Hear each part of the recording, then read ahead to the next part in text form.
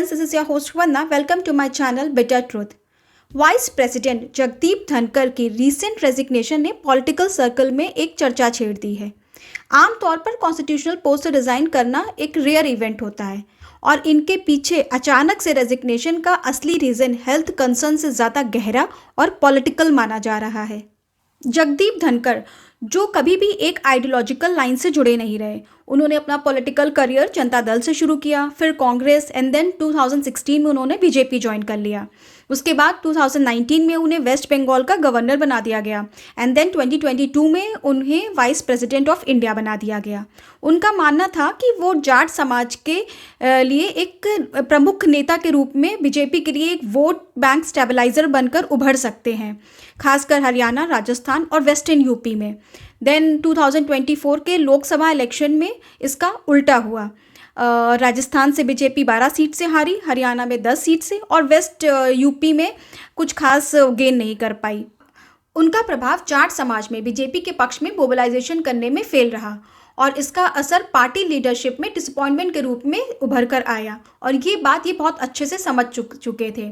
इस समय से पार्टी लाइन से हटकर भी बात कर रहे थे। एक समारोह में उन्होंने केंद्रीय कृषि मंत्री शिवराज सिंह चौहान को अपमानित करते हुए कहा कि सरकार किसान के बारे में कुछ नहीं कर रही है और Shivraj Singh Chauhan as a senior and the constitutional office holder वो उस वक्त वहाँ पर चुप रहे। ये सभी इंसिडेंट दिखाता है कि वो पार्टी से और सरकार से उनका डिसकनेक्शन बढ़ता जा रहा था। ऐसा भी कहा जा रहा है कि जो लोग उनसे मिलने आते थे उनसे भी वो पार्टी की नाराज़गी दिखाते थे। तो पब्लिकली पार्टी के खिलाफ बोलना उनके लिए एक कॉन्स्टिट्यूशनल मर्यादा के खिलाफ माना जाता है।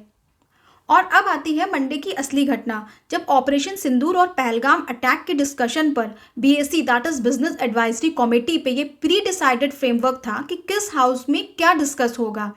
इवन लोकसभा स्पीकर ओम बिरला ने भी राहुल गांधी को इस पर भाषण देने से रोक दिया था, लेकिन राज्यसभा में धनखड़ साहब ने बिना रूलिंग पार्टी को कॉन्फिडेंस में लिए मल्लिकार्जुन खड़गे को इस पर भाषण देने को अलाउ किया और ये एक रूलिंग पार्टी के लिए क्लियर मैसेज था कि ये उनके अगेंस्ट है। और असली कंट्रोवर्सी तब बढ़ी जब जस्टिस वर्मा के इम्पीचमेंट मोशन को लेकर कंफ्यूजन क्रिएट हुआ। जब किरण रिजिजू अनाउंस कर चुके थे कि उन्होंने 150 एमपीज के सिग्नेचर लेके लोकसभा में दे दिए हैं, तब साइमल्टेनियसली 68 एमपीज के सिग्नेचर करा के ऑपोजिशन ने राज्यसभा को एक प्रपोजल दे दिया और धनखड़ साहब ने उस समय बिना सरकार को इन्फॉर्म करे उस प्रपोजल पर सेक्रेटेरिएट से स्टेटस मांग लिया।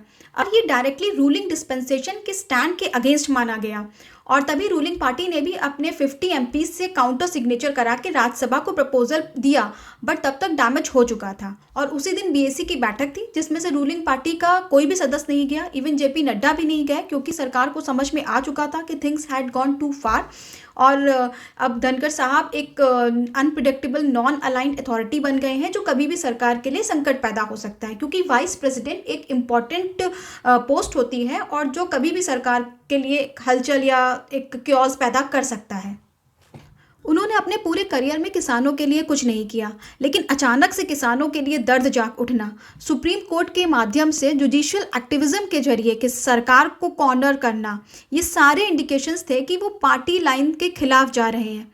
जब आप एक बहुत सीनियर और उच्च कॉन्स्टिट्यूशनल पोस्ट में होते हैं और जब आप पब्लिक फिगर होते हैं, पब्लिक पोस्ट में होते हैं, तो आप इंटरनल पार्टी मैटर्स को ऐसे बाहर नहीं ला सकते, आप पार्टी को ऐसे एम्बैरस नहीं कर सकते। ये एक कॉन्स्टिट्यूशनल कंडक्ट के अनुकूल नहीं होता है। लेकिन ये बीजेपी के लिए एक बहुत बड़ा सबक था। अब बीजेपी इससे सबक लेती है या नहीं ये तो वही जाने, क्योंकि बाहर से लाए गए हुए व्यक्ति जिनकी आइडियोलॉजी पार्टी से ना अलाइन होती है ना सिंक होती है और आगे जाकर लॉन्ग टर्म में ये पार्टी के लिए एसेट बनेंगे या लाइबिलिटी, इस पर सोच विचार बहुत ज़रूरी है। क्योंकि पहले भी ऐसा एक हो चुका था, एग्जाम्पल है जैसे सत्यपाल मलिक, ये इन्हें भी गवर्नर बनाया गया था, लेकिन आज भी वो पार्टी की जड़ें खोदने में लगे हुए हैं। अंत में जगदीप धनखड़ जी ने अपना रेजिग्नेशन वॉलेंट्रली दिया है या उनसे मांगा गया है, ये तो स्पेकुलेशंस हैं, लेकिन ये तो तय है कि एक अनशेड्यूल्ड मीटिंग में प्रेसिडेंट से मिलकर उन्होंने अपना रेजिग्नेशन सबमिट किया और उसके बाद राष्ट्रपति सेक्रेटेरिएट से ये डिजिटली पोस्ट किया गया और ये इंडियन कॉन्स्टिट्यूशनल हिस्ट्री में ऐसा पहली बार हुआ है। तो अगर फ्रेंड्स आपको ये वीडियो पसंद आया हो तो लाइक, शेयर और सब्सक्राइब करना ना भूलें। जब तक के लिए नमस्कार।